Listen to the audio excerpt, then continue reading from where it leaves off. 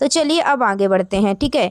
तो अंतिम प्रहार है अपना बेटा, ठीक है। चलिए नेक्स्ट क्वेश्चन है, मिलन ने अपना अपना प्रसिद्ध प्रयोग किस वर्ष किया था? तो देखिए बेटा, मिलन ने जो अपना प्रसिद्ध फेमस एक्सपेरिमेंट है वो किया था 1953 को, ठीक है। सो करेक्ट आंसर यहाँ पे हो जाएगा बेटा option B. Done done done done. चलिए आगे बढ़ते हैं। अंतिम प्रहार की इस सीरीज में आप सभी का दिल खोलकर स्वागत है बेटा। सो आप सभी लोग कनेक्ट हो जाइए और अपने फ्रेंड्स के साथ शेयर कर दीजिए, ठीक है ना। चलिए नेक्स्ट क्वेश्चन है, मिलर के प्रयोग, ठीक है, मिलर के प्रयोग में कौन सी गैस प्रयोग की गई थी? तो देखिए बेटा, मिलर का जो प्रयोग है उसमें गैस प्रयोग की गई थी मीथेन, ठीक है, एमोनिया, ठीक है, hydrogen and water vapour. So correct answer है option B. Done done done done. चलिए आगे बढ़ते हैं। नेक्स्ट क्वेश्चन है, मिलर के प्रयोग में ऊर्जा यानी एनर्जी सोर्स का स्रोत क्या था? तो देखिए बेटा, मिलर के एक्सपेरिमेंट में विद्युत स्पार्क थे, ठीक है। करेक्ट आंसर है बी। चलिए नेक्स्ट क्वेश्चन है, मिलर के प्रयोग में सबसे पहले कौन से कार्बनिक यौगिक बने? तो देखिए बेटा, मिलर के प्रयोग में सबसे पहले जो कार्बनिक यौगिक बने थे वो बना था अमीनो एसिड, ठीक है बेटा। चलिए आगे बढ़ते हैं। नेक्स्ट क्वेश्चन है, रासायनिक विकास यानी केमिकल एवोल्यूशन का सिद्धांत किसने दिया था? तो देखिए बेटा, केमिकल एवोल्यूशन की जो थ्योरी है वो अपरेन एंड होल्डन ने दी थी, ठीक है। चलिए नेक्स्ट क्वेश्चन है, प्रथम आकोशिकीय फर्स्ट ए सेलुलर जीवन लगभग कब उत्पन्न हुआ? तो देखिए बेटा, ये उत्पन्न हुआ था 3 बिलियन ईयर्स अगो, यानी 300 करोड़ वर्ष पूर्व, ठीक है। नेक्स्ट क्वेश्चन है, प्रथम कोशिका फर्स्ट सेलुलर जीव लगभग कब उत्पन्न हुआ था? तो याद रख लेना बेटा, ये 200 करोड़ वर्ष पूर्व। नेक्स्ट क्वेश्चन है, प्राकृतिक वर्ण नेचुरल सिलेक्शन सिद्धांत किसने दिया? तो देखिए बेटा, जो नेचुरल सिलेक्शन सिद्धांत है वो दिया था चार्ल्स डार्विन ने। सो करेक्ट आंसर है बी। नेक्स्ट क्वेश्चन है, डार्विन ने अपनी प्रसिद्ध यात्रा किस जहाज से की थी? तो देखिए बेटा, डार्विन ने अपनी जो फेमस यात्रा है वो किस जहाज से की थी? HMS विगल, ठीक है। चलिए नेक्स्ट क्वेश्चन है, प्राकृतिक वर्ण नेचुरल सिलेक्शन का अर्थ क्या है? बेटा, नेचुरल सिलेक्शन का अर्थ होता है जो जीव वातावरण के अनुसार अधिक अनुकूलित होते हैं वे जीवित रहकर अधिक संतान उत्पन्न करते हैं, ठीक है। सो करेक्ट आंसर है बी। नेक्स्ट क्वेश्चन है, जीवाश्म किस प्रकार का प्रमाण है? तो देखिए बेटा, जीवाश्म जो है वो है पुराजीवी प्रमाण, ठीक है, ठीक है। कैसे है? पुराजीवी एविडेंस है, पैलियोंटोलॉजिक एविडेंस है, ठीक है, जीवाश्म। चलिए आगे बढ़ते हैं। समजात अंग क्या है? किसका उदाहरण है समजात अंग? तो देखिए बेटा, ये उदाहरण है अपसारी विकास का, डाइवर्जेंट एवोल्यूशन का। नेक्स्ट क्वेश्चन है, अनुरूप अंग एनालोगस ऑर्गन किसका उदाहरण है? तो देखिए बेटा, एनालोगस ऑर्गन है वो उदाहरण है कन्वर्जेंट एवोल्यूशन का, अभिसारी विकास का। नेक्स्ट क्वेश्चन है, निम्न में से कौन सा समजात अंग है? होमोलोगस ऑर्गन है। तो देखिए बेटा, समजात अंग है मनुष्य का हाथ और भील का अपवात, ठीक है, अग्रपात, ठीक है, व्हील फ्लिपर, ह्यूमन हार्म, ये दोनों के कैसे हैं? होमोलोगस है, ठीक है। चलिए नेक्स्ट क्वेश्चन है, निम्न में से कौन सा अनुरूप है? अनुरूप अंग है एनालोगस ऑर्गन है। तो देखिए यहाँ पे एनालोगस है पक्षी का पंख और तितली का पंख, ठीक है। नेक्स्ट क्वेश्चन है, औद्योगिक कालापन यानी इंडस्ट्रियल मेलानिज्म का प्रसिद्ध उदाहरण कौन सा है? तो देखिए, इसका प्रसिद्ध उदाहरण है बेटा, famous example of industrial melanism ये है बेटा सल्फ मौत यानी कि पेपरेपेड मौत, ठीक है। डार्विन ने गैलापागोस द्वीपों पर किस पक्षी का अध्ययन किया था? तो देखिए बेटा, डार्विन ने गैलापागोस द्वीपों पर किस पक्षी का अध्ययन किया था? तो यहाँ पे बेटा, डार्विन ने गैलापागोस में द्वीपों पर किस पक्षी का अध्ययन किया था? तो उनने किया था फिंच पक्षी का, ठीक है, फिंच। डन। चलिए नेक्स्ट क्वेश्चन जानने से पहले इसका फटाफट से स्क्रीनशॉट ले लो और इसको फटाफट से रिवीजन करके जाना, ठीक है। चलिए अब बढ़ते हैं फिर से आगे। तो चलिए 1 मिनट रुकना बेटा मैं क्या करूं, ठीक है। देखिए, आपको बस मेरा उद्देश्य है बेटा कि आप लोगों को मैं जितना हो सके अंतिम प्रहार सीरीज़ में आपको करवा दूं। पीछे के लेक्चर एक बार जिनका एग्ज़ाम नहीं हुआ है अभी बेटा, ठीक है, आज 10 तारीख को वो पीछे के एक बार देख के जाना बेटा, ठीक है। फटाफट से आप लोग कमेंट करना कि दीदी मेरा एग्ज़ाम अब है यहाँ पे है, एक बार कमेंट कर देना, ठीक है बेटा। चलिए यहाँ पर मैंने देखो यही नहीं हटाए, ठीक है। चलिए पूछा गया है अनुकूली विकिरण यानी अडेप्टिव रेडिएशन क्या है। तो देखिए बेटा यहाँ पर जो अडेप्टिव रेडिएशन है वो क्या होता है। यहाँ पे बहुत सारे बच्चों ने पूछा था दीदू हमें समझ में नहीं आता है, ऑप्शन बी है कि ये। अब बेटा मैंने टिक लगा के आई हूँ, ठीक है। तो देखिए अनुकूली विकिरण क्या है बेटा, एक ही पूर्वज कॉमन एंसेस्टर से एक ही भौगोलिक क्षेत्र में अनेक नई प्रजातियों का विकास, ठीक है। Evolution of many species from a common, ठीक है, एंसेस्टर इन द सेम, ठीक है, geographical area. So correct option है बी। चलिए आगे बढ़ते हैं। अनुकूली विकिरण यानी अडेप्टिव रेडिएशन का सबसे प्रसिद्ध उदाहरण कौन सा है। Best non example of adaptive radiation, तो ये है बेटा डार्विन की फिंच, याद रख लेना। नेक्स्ट क्वेश्चन है डार्विन ने फिंच पक्षियों का अध्ययन कहाँ किया, तो याद रख लेना वो किया था बेटा गैलापागोस द्वीप में। नेक्स्ट क्वेश्चन है डार्विन की फिंच में मुख्य परिवर्तन किस अंग में हुआ, तो ये हुआ था बेटा चोंच में, ठीक है। नेक्स्ट क्वेश्चन है ऑस्ट्रेलिया से के शिशुधानी प्राणी किसका उदाहरण है। ऑस्ट्रेलिया के शिशुधानी प्राणी बेटा एडेप्टिव रेडिएशन का उदाहरण है, अनुकूली विकिरण। नेक्स्ट क्वेश्चन है विकास का मुख्य आधार क्या है। विकास का मुख्य आधार है बेटा नेचुरल सेलेक्शन, प्राकृतिक वर्ण। नेक्स्ट क्वेश्चन है प्राकृतिक वर्ण किसके प्रस्तावित किया था, किसने, तो याद रख लेना ये किया था चार्ल्स डार्विन ने। नेक्स्ट क्वेश्चन है प्राकृतिक चरण यानी नेचुरल सिलेक्शन में किसका चयन हुआ, याद रख लेना इसमें चयन हुआ था बेटा सबसे अधिक अनुकूलित फिटेस्ट जीव का, ठीक है। सो करेक्ट आंसर है सी। नेक्स्ट क्वेश्चन है सर्वाइवल ऑफ द फिटेस्ट यानी योग्यतम की उत्तरजीविता का अर्थ क्या है। उसके अर्थ है बेटा कि जो वातावरण के अनुसार सबसे अधिक अनुकूलित होते हैं वही जीवित रहते हैं। सो करेक्ट आंसर है बी। नेक्स्ट क्वेश्चन है लेकमार्क ने विकास का कौन सा सिद्धांत दिया, तो याद रख लेना बेटा जो लेकमार्क है उनने विकास का कौन सा सिद्धांत दिया था, इनहेरिटेंस ऑफ एक्वायर्ड कैरेक्टर्स, अर्जित लक्षणों की वंशागति। नेक्स्ट क्वेश्चन है लेकमार्क ने अपने सिद्धांत को समझाने के लिए किस जीव का उदाहरण दिया, तो बेटा इन्होंने अपने थ्योरी को समझाने के लिए जिराफ जीव का उदाहरण दिया था। वर्तमान समय में किस सिद्धांत को अधिक मान्यता प्राप्त है, याद रख लेना डार्विन का प्राकृतिक वर्ण सिद्धांत, नेचुरल सिलेक्शन ज़्यादा फेमस है। नेक्स्ट क्वेश्चन है प्राकृतिक संसाधन नेचुरल रिसोर्सेज कैसे होते हैं, तो ये होते हैं लिमिटेड, सीमित होते हैं।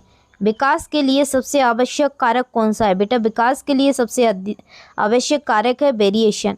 नेक्स्ट क्वेश्चन है विविधताएं वेरिएशन कब विकास में सहायक होती हैं, हेल्प होती हैं, तो याद रख लेना जब से वंशागत है, ठीक है। चलिए नेक्स्ट क्वेश्चन से पहले ये जल्दी से फटाफट स्क्रीनशॉट लो, ले लिया। चलिए आगे बढ़ते हैं। 1 मिनट रुकना बेटा, ठीक है, इसको 1 मिनट लगेंगे, इसको सही कर लूँ, ठीक है, बस 1 मिनट बेटा, ज़्यादा नहीं। मैं क्वेश्चन बेटा फटाफट से बना गई थी आपके लिए। एक ये रहा है, इसको और कर लूँ, ठीक है, सारे क्वेश्चन आज मैं करवा दूँगी, ठीक है। चलिए सारे क्वेश्चन मैं कवर करवा दूंगी बेटा, एवेल्युएशन के सब कुछ।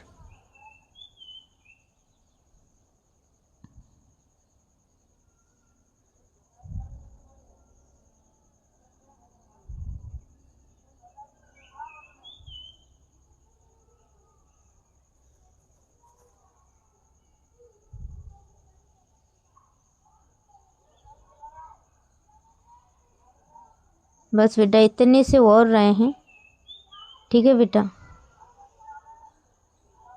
अनुकूली विकिरण ये हो गया अपना, ठीक है बेटा, ये रहा है, ठीक है। चलिए 2-4 टॉपिक और रहे हैं, ये आज की अंतिम सीरीज 2 ख़त्म हो जाएगी बेटा। जितना मेरे से देखिए बेटा बना, मैंने पूरा आपको रिवीजन करवाया, मतलब मोस्ट टाइम पे क्वेश्चन।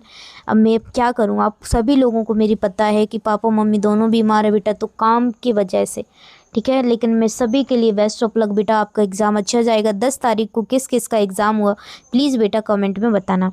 विविधता यानी वेरिएशन का मुख्य स्रोत क्या है, what is the main source of variation, याद रख लेना बेटा म्यूटेशन है। नेक्स्ट क्वेश्चन है उत्परिवर्तन की अवधारणा को किस वैज्ञानिक ने आगे बढ़ाया, तो याद रख लेना ह्यूगो डी ब्रिज ने आगे बढ़ाया। नेक्स्ट क्वेश्चन है ह्यूगो डी ब्रिज ने पौधे पर कार्य किया था, ह्यूगो डी ब्रिज ने बेटा कौन से पौधे पर काम किया था, तो याद रख लेना इवनिंग प्राइम रोज। नेक्स्ट क्वेश्चन है उत्परिवर्तन क्या है, म्यूटेशन क्या होता है बेटा, जीवों में अचानक होने वाले वंशागत परिवर्तन, सडन, ठीक है, चलिए नेक्स्ट क्वेश्चन है हार्डी वैनबर्ग सिद्धांत किससे संबंधित है। तो देखिए बेटा हार्डी वैनबर्ग जो सिद्धांत है वो ठीक है जेनेटिक ठीक है इक्विलिब्रियम से संबंधित है। आनुवांशिक संतुलन जेनेटिक इक्विलिब्रियम ठीक है में क्या स्थिर रहता है। तो याद रख लेना अलील फ्रिक्वेंसी स्थित रहती है। नेक्स्ट क्वेश्चन है हार्डी वैनबर्ग समीकरण क्या है। इसका समीकरण पेता याद रख लेना P square plus 2pq plus Q square plus बराबर 1 ठीक है। नेक्स्ट क्वेश्चन है हार्डी वैनबर्ग सिद्धांत में पी क्यू क्या दर्शाता है। याद रख लेना ठीक है बेटा एलील फ्रिक्वेंसीज अलील आवृत्तियां दर्शाता है। नेक्स्ट क्वेश्चन है हार्डी वैनबर्ग संतुलन ठीक है हार्डी वैनबर्ग इक्विलिब्रियम को प्रभावित करने वाले कारकों में कौन शामिल है। ठीक है शामिल बताना है। जीन फ्लो होते हैं, म्यूटेशन होता है, नेचुरल सिलेक्शन, तो सभी all of the above. Next question है जीन प्रभाव किसके कारण होता है। तो देखिए बेटा जीन प्रभाव होता है वो माइग्रेशन ऑफ इंडिविजुअल्स जीवों का प्रवास ठीक है। करेक्ट आंसर है बी। आनुवांशिक अपवाद है जेनेटिक ड्रिफ्ट क्या है। तो देखिए बेटा आनुवांशिक अपवाद है जेनेटिक ड्रिफ्ट है संयुग बस अलील आवृत्ति में परिवर्तन random change in allele frequency. Next question है संस्थापक प्रभाव फाउंडर इफेक्ट किससे संबंधित है। ये भी बेटा संस्थापक प्रभाव फाउंडिंग इफेक्ट भी ठीक है जेनेटिक ड्रिफ्ट से संबंधित है आनुवांशिक अपवाद है। नेक्स्ट क्वेश्चन है प्राकृतिक वर्ण नेचुरल सिलेक्शन का अंतिम परिणाम क्या है। तो देखिए बेटा नेचुरल सिलेक्शन का अंतिम परिणाम होता है विकास एवं नई प्रजातियों का निर्माण करना evolution of ambition new species. Next question है प्रकृति वर्ण इन नेचुरल सिलेक्शन कौन सा प्रकार का औसत लक्षणों को बनाए रखता है। तो याद रख लेना ये स्थायी कारी वर्ण ठीक है स्टेबलाइजिंग सिलेक्शन। प्राकृतिक वर्ण नेचुरल सिलेक्शन का कौन सा प्रकार एक दिशा में परिवर्तन करता है। ये याद रख लेना डायरेक्शनल सिलेक्शन। नेक्स्ट क्वेश्चन है प्राकृतिक वर्ण नेचुरल सिलेक्शन का कौन सा प्रकार दोनों चरम लक्षणों का चयन होता है। तो याद रख लेना ये है ठीक है ये है डिसरप्टिव सिलेक्शन। करेक्ट आंसर है सी। तो जल्दी से इसका फटाफट से स्क्रीनशॉट लो ठीक है ले लिया। चलिए आगे बढ़ती हूँ ठीक है। चलिए नेक्स्ट क्वेश्चन है पृथ्वी पर सबसे पहले कौन से जीव विकसित हुए। तो याद रख लेना पृथ्वी पर सबसे पहले जो जीव विकसित हुए वो हैं प्लांट्स। क्या है प्लांट्स। डन। चलिए आगे बढ़ते हैं। नेक्स्ट क्वेश्चन है बहुकोशिकीय जीव मल्टी सेलुलर ऑर्गेनिज्म किससे विकसित हुए। तो याद रख लेना मल्टी सेलुलर जो ऑर्गेनिज्म है वो यूनिसेलुलर ऑर्गेनिज्म से विकसित हुए। नेक्स्ट क्वेश्चन है अकशेरुकी यानी वर्टिब्रेट्स लगभग कब विकसित होती हैं। तो याद रख लेना बेटा अकशेरुकी इन वर्टिब्रेट्स लगभग कब विकसित हुई। तो याद रख लेना 50 करोड़ वर्ष पूर्व। नेक्स्ट क्वेश्चन है जबड़े रहित मछलियाँ ठीक है जोलेस फिशेस लगभग कब विकसित हुई। तो याद रख लेना जबड़े रहित मछलियाँ लगभग कब विकसित हुई 35 करोड़ वर्ष पूर्व। नेक्स्ट क्वेश्चन है उभयचर किससे विकसित हुए। तो देखिए याद रख लेना उभयचर हैं वो लोब फिन्ड फिशेस से विकसित हुए। करेक्ट आंसर है सी। नेक्स्ट क्वेश्चन है आधुनिक मेढक और सैलामेंडर किसके वंशज हैं। आधुनिक मेढक एंड सैलामेंडर हैं वो ईयरली एम्फीबियंस के क्या हैं वंशज हैं ठीक है। सो करेक्ट आंसर है बी। नेक्स्ट क्वेश्चन है सरीसृप यानी रेप्टाइल किससे संबंधित है। रेप्टाइल संबंधित है उभयचर से एम्फीबियन से। नेक्स्ट क्वेश्चन है डायनासोर लगभग कब विलुप्त हुए। तो याद रख लेना डायनासोर हैं वो लगभग ठीक है 65 मिलियन ईयर्स अगो ठीक है। चलिए नेक्स्ट क्वेश्चन है डायनासोर रेक्स क्या था। What was dinosaur rex. तो याद रख लेना डायनासोर। नेक्स्ट क्वेश्चन है सबसे प्रारंभिक स्तनधारी किसके समान थे। तो बेटा सबसे प्रारंभिक स्तनधारी हैं वो एक शिरो यानी छछूंदर जैसा छोटा स्तनधारी। सो करेक्ट आंसर है ऑप्शन सी। चलिए नेक्स्ट क्वेश्चन है स्तनधारियों मैमल्स की प्रमुख विशेषता क्या है। What is the main characteristic of mammals. तो स्तनधारियों की प्रमुख विशेषता क्या है।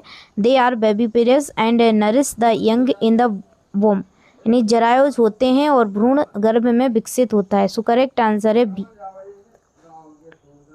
नेक्स्ट क्वेश्चन है, ऑस्ट्रेलिया में कंगारू के जीवित रहने का मुख्य कारण क्या है? तो ऑस्ट्रेलिया में कंगारू के जीवित रहने का मुख्य कारण क्या है? कम प्रतियोगिता, लेस कंपटीशन। नेक्स्ट क्वेश्चन है, निम्नलिखित में से कौन सा पूर्णतः जलीय स्तनधारी है? एक्वेटिक मैमल है, तो याद रख लेना वो है व्हेल। नेक्स्ट क्वेश्चन है, निम्नलिखित में से कौन सा भी जलीय, ठीक है, स्तनधारी एक्वेटिक मैमल है? तो याद रख लेना डॉल्फिन है। नेक्स्ट क्वेश्चन है, मानव के विकास की सबसे महत्वपूर्ण विशेषता क्या मानी जाती है? तो याद रख लेना मानव के विकास की सबसे महत्वपूर्ण विशेषता है language, skill and self awareness, भाषा, कौशल और आत्मबोध। ठीक है, तो चलिए इसका फटाफट से स्क्रीनशॉट लेना। प्लांट्स फर्स्ट ऑन लैंड, ठीक है, इनवर्टिब्रेट्स 50 करोड़ वर्ष पूर्व, जॉलेस फिश 35 करोड़ पूर्व, लॉब फिन फिश, एम्फीबियंस, एनियोबाइचर। ठीक है, इसका स्क्रीनशॉट लो फटाफट से। चलिए आगे बढ़ते हैं। चलिए नेक्स्ट क्वेश्चन है, देखिए नेक्स्ट क्वेश्चन है, ड्रायोपिथिकस और रामापिथिकस लगभग कब पाए गए? तो देखिए ड्रायोपिथिकस और रामापिथिकस लगभग कब पाए गए? तो याद रख लेना 15 मिलियन वर्ष पूर्व। नेक्स्ट क्वेश्चन है, ड्रायोपिथिकस किसके समान था?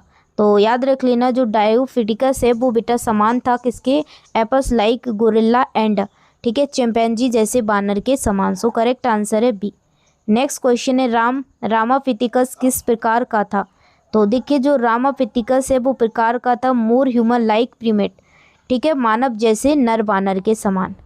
चलिए नेक्स्ट क्वेश्चन है, सबसे प्रारंभिक मानव जैसा प्राणी कौन सा था? तो याद रख लेना सबसे प्रारंभिक मानव ह्यूमन लाइक एंसेस्टर कौन था बेटा? ऑस्ट्रेलियोपिथेकस। ठीक है, सो करेक्ट आंसर है option C. Done done done. चलिए आगे बढ़ते हैं। नेक्स्ट क्वेश्चन है, ऑस्ट्रालोपिथेकस कहाँ पाया जाता है? तो याद रख लेना ईस्ट अफ्रीका। करेक्ट आंसर है सी। नेक्स्ट क्वेश्चन है, होमो हेबिलिकस का मस्तिष्क का आकार कितना था? तो याद रख लेना 650 से 800 सीसी। ठीक है, नेक्स्ट क्वेश्चन है, होमो इरेक्टस कब विकसित हुआ? तो याद रख लेना होमो इरेक्टस है वो विकसित हुआ 1.5 million years ago. Next question है, होमो इरेक्टस का मस्तिष्क का आकार कितना था? याद रख लेना 900 सीसी। ठीक है, नेक्स्ट क्वेश्चन है, नियंत्रण मानव, ठीक है, नियंत्रण मानव का मस्तिष्क का आकार कितना था बेटा? याद रख लेना 1400 सीसी। नेक्स्ट क्वेश्चन है, नियंत्रण मानव कब पाए गए? तो याद रख लेना नियंत्रण मानव हैं, ठीक है, वो कब पाए गए? तो 21, 2.5, सैकड़ा, हजार, 10 लाख, 1 लाख से 4 लाख ईयर अगो। ठीक है, चलिए नेक्स्ट क्वेश्चन है, आधुनिक मानव होमोसेपियंस का उद्भव कहाँ हुआ? तो याद रख लेना वो हुआ अफ्रीका में। नेक्स्ट क्वेश्चन है, मानव ने गुफा चित्र कब बनाए? तो याद रख लेना मानव ने गुफा चित्र हैं बेटा वो कब बनाए थे? 21, 2.5, सैकड़ा, हजार, 10,000, 18 ईयर्स अगो। ठीक है, नेक्स्ट क्वेश्चन है, कृषि यानी एग्रीकल्चर कब शुरू हुई? तो याद रख लेना बेटा एग्रीकल्चर हुई 10,000, ठीक है, ईयर्स अगो। ठीक है, डन। चलिए नेक्स्ट क्वेश्चन है, मानव विकास का सही क्रम क्या है?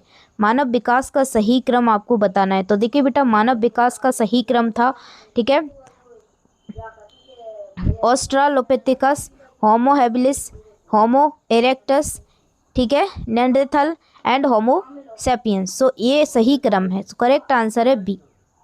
चलिए नेक्स्ट क्वेश्चन है, निम्न में से कौन सा प्रथम मानव जैसा प्राणी माना जाता है? तो याद रख लेना ऑस्ट्रेलोपिथेकस। ये सबसे इसका स्क्रीनशॉट लो फटाफट से। ठीक है, ये चलिए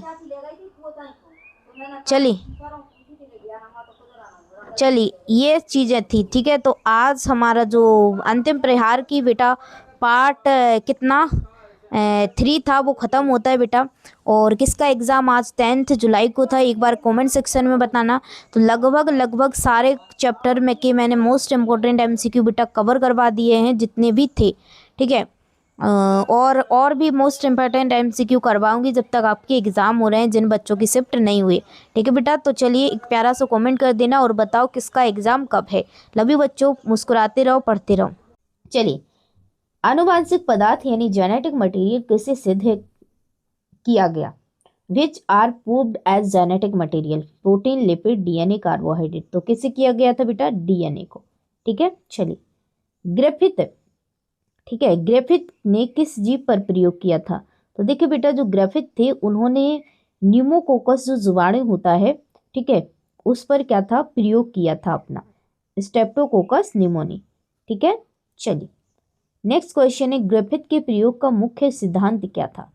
तो देखिए बेटा, जो ग्रिफिथ था उसके प्रयोग का मेन प्रिंसिपल क्या था? वो था ट्रांसफॉर्मेशन, रूपांतरण।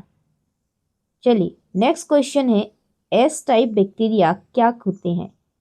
एस टाइप बैक्टीरिया वे होते हैं बेटा वायरल विथ कैप्सूल, कैप्सूल युक्त तो उग्र प्रकार के। ठीक है, चलिए। आर टाइप बैक्टीरिया क्या होते हैं? तो देखिए बेटा, आर टाइप बैक्टीरिया होते हैं कैप्सूल रहित, ठीक है, नॉन वायलेंट कैप्सूललेस। चलिए, अब फिर बच्चे कहेंगे मैम तुम्हें नींद आती है, तो हमें आती है बेटा, क्या ही बोलूँ मैं। ठीक है, 5 बजे क्लास लेती हूँ बेटा उठ के, आपकी नींद आएगी ना। ठीक है, कोई नहीं बेटा। गर्म किए गए एस टाइप बैक्टीरिया चूहे में क्या प्रभाव डालते हैं? Heat killed S bacteria in mice cat. तो देखिए बेटा, कोई रोग नहीं, नो रोग। ठीक है, नेक्स्ट क्वेश्चन है, ग्रिफिथ के अनुसार ट्रांसफॉर्मेशन का कारण क्या था? Transforming principle in Griffith experiment was. तो देखिए उसके अनुसार क्या था कि unknown genetic material, later found DNA. Avery MacLeod and McCarty ने क्या सिद्ध किया था? तो देखिए उन्होंने सिद्ध किया था डीएनए। चलिए नेक्स्ट क्वेश्चन है, डीएनए को नष्ट करने वाला एंजाइम कौन सा था? तो याद रख लेना, वो था डीएनएज। ठीक है, चलिए। प्रोटीन को नष्ट करने वाला एंजाइम कौन सा था? याद रख लेना बेटा, प्रोटीएज। करेक्ट आंसर है सी। आरएनए को नष्ट करने वाला एंजाइम कौन था? तो याद रख लेना बेटा, आरएनएज। नेक्स्ट क्वेश्चन है, ठीक है, हेसे कैस एक्सपेरिमेंट किस पर आधारित था? Chess, chess. तो वो था बेटा, सो सॉरी बेटा, बैक्टीरियोफेज, जीवाणु भोजी वायरस पर। ठीक है, सो करेक्ट आंसर है ए, सी। डीएनए में कौन सा तत्व पाया जाता है जो प्रोटीन नहीं होता? तो देखिए बेटा, वो कौन सा तत्व एब्सेंट होता है जो प्रोटीन नहीं होता? तो वो होता है बेटा फास्फोरस। प्रोटीन में कौन सा तत्व पाया जाता है? तो देखिए याद रख लेना बेटा, प्रोटीन में, ठीक है, कौन सा तत्व पाया जाता है? तो वो पाया जाता है सल्फर। नेक्स्ट क्वेश्चन है, हर्षे चैज एक्सपेरिमेंट ने क्या सिद्ध किया? तो देखिए बेटा, हर्षे चैज एक्सपेरिमेंट ने सिद्ध किया, प्रूव्ड किया था कि डीएनए आनुवंशिक पदार्थ है। ठीक है बेटा, सो करेक्ट आंसर है यहाँ पे सी। चलिए इसका जल्दी से फटाफट स्क्रीनशॉट लेंगे। ठीक है, और चलिए आगे बढ़ते हैं। अधिकतर जीवों में मुक्त आनुवंशिक पदार्थ क्या होता है? जेनेटिक मटेरियल, डीएनए होता है। नेक्स्ट, कुछ विषाणुओं में आनुवंशिक पदार्थ क्या होता है? आरएनए। डीएनए और आरएनए में पहला मुख्य रासायनिक अंतर क्या है? ठीक है, chemical difference between DNA and RNA, तो उसमें होता है सुगर टाइप। ठीक है, नेक्स्ट कोई, डीएनए में कौन सी शर्करा होती है? याद रख लेना, डी ऑक्सी राइबो शर्करा होती है डीएनए में। ठीक है, ऑप्शन बी। और आरएनए में होती है राइबो शर्करा। करेक्ट आंसर है बी। डीएनए और आरएनए में दूसरों का मुख्य अंतर क्या है? तो याद रख लेना, वो होता है नाइट्रोजनी बेस। नेक्स्ट क्वेश्चन है, डीएनए में थाइमिन की जगह आरएनए को क्या कहते हैं? उसे कहते हैं यूरेसिल। नेक्स्ट क्वेश्चन है, डीएनए अधिक स्थिर स्टेबल क्यों होता है? Number 2, OH group in DNA sugar. So correct answer होता है ऑप्शन सी, सी सी सी। ठीक है, सी आंसर, सी। चलिए आगे बढ़ते हैं। आरएनए अस्थिर लेस स्टेबल क्यों होता है? तो देखिए बेटा, why is RNA less stable,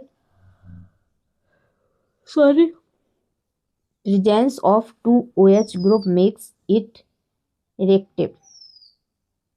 DNA को अच्छा आनुवंशिक पदार्थ क्यों माना जाता है? इसलिए माना जाता है क्योंकि it is stable and storage information long term. RNA का मुख्य कार्य क्या है? आरएनए का बेटा मुख्य काम होता है प्रोटीन संश्लेषण। डीएनए का मुख्य काम क्या होता है? तो देखिए बेटा, डीएनए का जो मुख्य काम होता है वो होता है storage of genetic information. Next question है, कौन तेजी से उत्परिवर्तन होता है? ठीक है, तो याद रख लेना, वो होता है आरएनए का। चलिए नेक्स्ट, आरएनए आधारित वायरस का उदाहरण क्या है? तो याद रख लेना, वो है टीएमवी, तंबाकू मौजिक वायरस। चलिए नेक्स्ट क्वेश्चन है, डीएनए में यूरेसिल की जगह क्या होता है? डीएनए में यूरेसिल की जगह होता है बेटा, याद रख लेना, थाइमिन। ठीक है, चलिए अब इसका जल्दी से स्क्रीनशॉट ले लीजिए। तो बेटा देखिए, आप सभी लोगों का आज एग्ज़ाम, ठीक है, 10 जुलाई को है। तो फटाफट से मेरे कमेंट सेक्शन में सभी बच्चे बताएंगे कि किन किन का एग्ज़ाम 10 जुलाई को था, ठीक है, और आपका एग्ज़ाम कैसा गया प्लीज़। ठीक है, चलिए आगे बढ़ते हैं कि डीएनए प्रतिकृति किस प्रकार की होती है? DNA replication.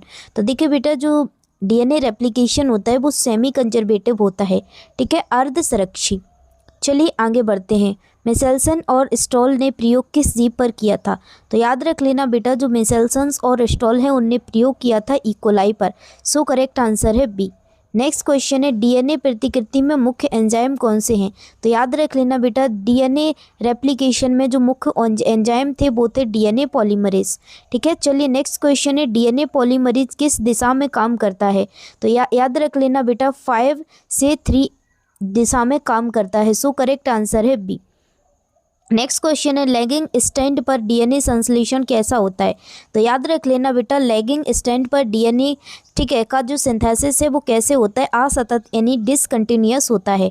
ठीक है, बी आंसर हो जाएगा। नेक्स्ट क्वेश्चन है, असतत खंडों में जोड़ने वाला एंजाइम कौन सा है? Discontinuous fragments. तो देखिए बेटा, वो है डीएनए लाइगेज। करेक्ट आंसर है बी। नेक्स्ट क्वेश्चन है, डीएनए प्रतिकृति कहाँ से शुरू होती है? तो याद रख लेना बेटा, डीएनए की प्रतिकृति है वो ओरिजिन ऑफ रेप्लिकेशन से शुरू होती है। डन। चलिए तो देखिए बेटा, ये लास्ट अंतिम प्रहार है अपना, जितना हो सके आप लोग पढ़ के चले जाना। मिशेल्सन स्टॉल प्रयोग में भारी नाइट्रोजन क्या था? What was the heavy nitrogen used in the Meselson Stahl experiment? तो वो था बेटा 15N। डन। चलिए नेक्स्ट क्वेश्चन है, डीएनए की स्थिरता का मुख्य कारण क्या है? तो देखिए, what is the main reason for DNA stability? तो उसका मेन कारण है thymine instead of uracil. Correct answer है सी। नेक्स्ट क्वेश्चन है, डीएनए रेप्लिकेशन के लिए ऊर्जा कहाँ से मिलती है? तो याद रख लेना बेटा, डीएनए रेप्लिकेशन के लिए जो एनर्जी है वो कहाँ से मिलती है? DNTPS यानी कि deoxy nucleotide triphosphates. Correct answer है बी। चलिए नेक्स्ट क्वेश्चन है, उससे पहले आप सभी से रिक्वेस्ट है, एक बार कमेंट सेक्शन में बताना किसका कब एग्जाम है। डीएनए का अनुलेखन यानी ट्रांसक्रिप्शन क्या है? What is transcription? तो देखिए बेटा, डीएनए का ट्रांसक्रिप्शन क्या होता है? डीएनए से आरएनए बनना, उसी को डीएनए ट्रांसक्रिप्शन कहते हैं। तो यहाँ पर बी आंसर करेक्ट हो जाएगा। चलिए आगे बढ़ते हैं, डीएनए में एडेनिन किससे जुड़ता है? तो याद रख लेना बेटा, डीएनए में जो एडेनिन है वो जुड़ता है थाइमिन से। डन। चलिए नेक्स्ट क्वेश्चन है, आरएनए में थाइमिन की जगह कौन होता है? तो याद रख लेना बेटा, आरएनए में थाइमिन की जगह होता है यूरेसिल। चलिए नेक्स्ट क्वेश्चन है, डीएनए का अर्ध संरक्षी प्रतिकृति मॉडल किसने दिया था? Semi conservative DNA replication. तो देखिए बेटा, ये दिया था बोस्टन एंड क्रेक ने। ठीक है, डन। करेक्ट आंसर है बी। चलिए नेक्स्ट क्वेश्चन है, मिशेल्सन एंड स्टॉल प्रयोग में भारी नाइट्रोजन कौन सा था? तो याद रख लेना बेटा, भारी नाइट्रोजन था N15। ठीक है, करेक्ट आंसर हो जाएगा बी।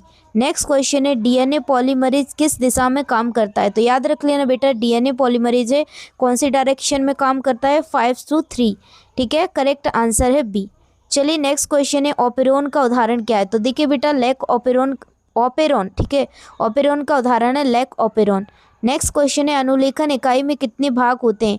ठीक है, many parts are in a transcription unit. तो देखिए होते हैं 3 भाग। चलिए नेक्स्ट क्वेश्चन है, टीआरएनए का कार्य क्या है? तो देखिए बेटा, टीआरएनए का कार्य होता है अमीनो एसिड लाना। ठीक है, करेक्ट आंसर है बी। नेक्स्ट क्वेश्चन है प्रोटीन संश्लेषण का स्थान क्या है? तो देखिए बेटा, प्रोटीन सिंथेसिस का स्थान है राइबोसोम। डन। चलिए नेक्स्ट क्वेश्चन है स्टार्ट कोडोन कौन सा है? तो देखिए बेटा, स्टार्ट कोडोन होता है AUG। AUG। नेक्स्ट क्वेश्चन है स्टॉप कोडन कितने होते हैं? याद रख लेना बेटा, स्टॉप कोडन होते हैं 3। ठीक है। नेक्स्ट क्वेश्चन है, ये याद रख लेना, UAA, UAG और UGA। डन। चलिए नेक्स्ट क्वेश्चन है आरएनए संसार क्या दर्शाता है? RNA world hypothesis suggest. तो देखिए बेटा, आरएनए वर्ल्ड क्या दर्शाता है? आरएनए पहले आनुवंशिक पदार्थ था, वाज फर्स्ट जेनेटिक मटेरियल।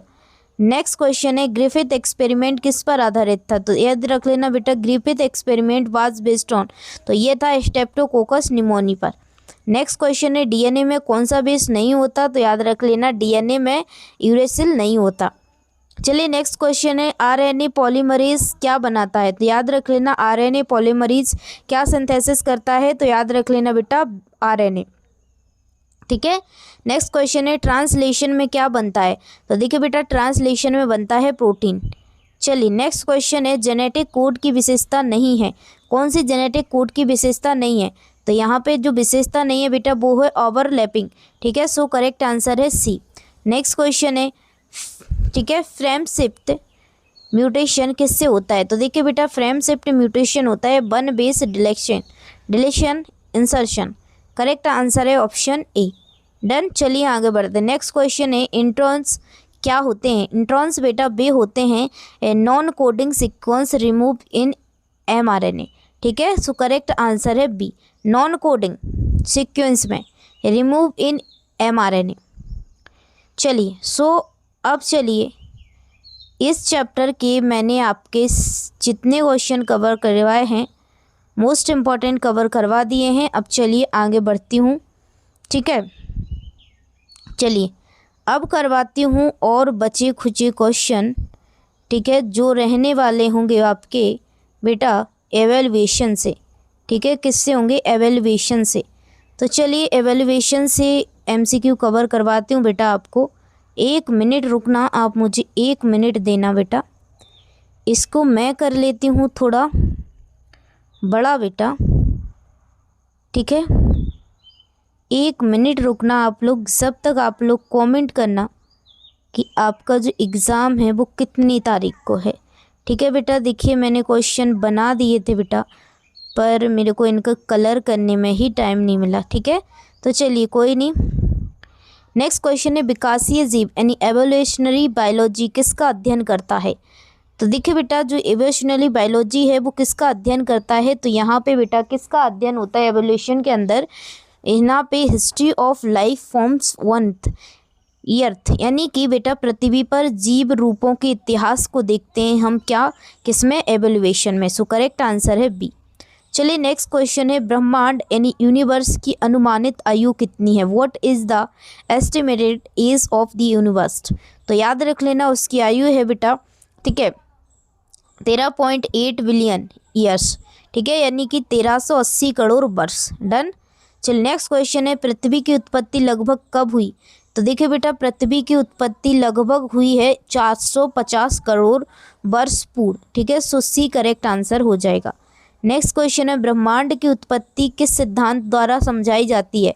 तो देखिए बेटा, विच theory explain the origin of the universe? तो देखिए बेटा, यहाँ पर ब्रह्मांड की उत्पत्ति है वो, ठीक है, किस सिद्धांत द्वारा समझाई जाती है? तो याद रख लेना, big bang theory. Next question है हमारी आकाश गंगा गैलेक्सी का नाम क्या है? ठीक है, तो याद रख लेना बेटा, उसका नाम है मिल्की वे। डन। चलिए नेक्स्ट क्वेश्चन है प्रारंभिक पृथ्वी यानी प्रिमिटिव अर्थ के वायुमंडल में कौन सी गैस नहीं थी? Which gas was absent in the primitive earth atmosphere? तो देखिए बेटा, उसमें कौन सी गैस नहीं थी? तो उसमें ऑक्सीजन गैस नहीं थी। ठीक है, चलिए नेक्स्ट क्वेश्चन है पृथ्वी पर लाइफ ऑफ ऑन अर्थ लगभग कब प्रकट हुआ? पृथ्वी पर जीवन कब प्रकट हुआ? तो याद रख लेना बेटा, पृथ्वी पर जीवन है वो 4 बिलियन ईयर्स, ठीक है, 400 करोड़ वर्ष पूर्व विकसित हुआ। ठीक है, प्रकट हुआ। नेक्स्ट क्वेश्चन है पैनस्पर्मिया ठीक है। सिद्धांत क्या कहता है? पैनस्पर्मिया सिद्धांत बेटा कहता है जीवन अंतरिक्ष से आया है। जीवन कहाँ से आया है? अंतरिक्ष से। Life come from outer space. ठीक है। स्वतः जनन यानी स्पॉन्टेनियस जनरेशन सिद्धांत को किस वैज्ञानिक ने गलत सिद्ध किया? तो देखिए बेटा, जो लुईस पाश्चर हैं उनने इसको गलत सिद्ध कर दिया था। ठीक है। लड़ाइयाँ चलती रहीं, फिर उसके बाद भगवान को गलत सिद्ध कर दिया कि भगवान से नहीं। ठीक है। तो पता ही है साइंस तो भगवान के अगेंस्ट चलता है। ठीक है। और भाई एक चीज़ है कि भगवान ने खुद काम किया है सारा, इंसान के रूप में। तो भगवान एक हमारे मोटिवेटर हैं, लेकिन कुछ लोगों ने भगवान को धंधा बना दिया है, तो भगवान से भी भरोसा उड़ती जा रहा है लोगों के चक्कर में। ठीक है। नेक्स्ट क्वेश्चन है लुईस पाश्चर ने क्या सिद्ध किया? What did Louis Pasteur prove? तो देखिए बेटा, लुईस पाश्चर ने सिद्ध किया था कि जीवन केवल पहले से विद्यमान जीवन से उत्पन्न हुआ है। Life arise only from pre existent life. ठीक है, पहले से जीवों से। रासायनिक विकास केमिकल एवोल्यूशन का सिद्धांत किसने दिया था? तो देखिए बेटा, केमिकल एवोल्यूशन का जो सिद्धांत है वो दिया था ऑपेरिन एंड हॉल्डेन ने। ठीक है। सो करेक्ट आंसर यहाँ पे हो जाएगा बेटा ऑप्शन बी। चलिए आगे बढ़ते हैं। चलिए नेक्स्ट क्वेश्चन है मिलर यूरे का प्रयोग किससे संबंधित है? जो मिलर और यूरे है उसका प्रयोग बेटा संबंधित है प्रारंभिक पृथ्वी जैसी परिस्थितियों में कार्बनिक यौगिकों का निर्माण, formation of organic compounds under primitive earth condition. So correct answer है ऑप्शन बी। चलिए आगे बढ़ते हैं। नेक्स्ट क्वेश्चन से पहले इनका स्क्रीनशॉट लो फटाफट से। बिग बैंग, ठीक है, अर्थ, लाइफ, पोस्चर, ओपेरॉन, एंडल। ठीक है, डन। चलिए देखिए, ये हमारा अंतिम प्रहार है बेटा। जितना इसमें आप लोग ठीक है, अंतिम प्रहार में जितना आप लोग करके चले जाओ। ठीक है बेटा, अंतिम प्रहार का मतलब यही होता है। अब फटाफट से बताओ किसका कब पेपर है। 1 मिनट इसको सही कर लेती हूँ। तो देखिए बेटा, तुम देख सकते हो कि मैं अभी काम करके आई हूँ। ठीक है, तो अब आपके सामने ही मैंने क्वेश्चन बना के रख गई थी, तो आपके सामने ही मैंने एडिट कर लिया। ठीक है।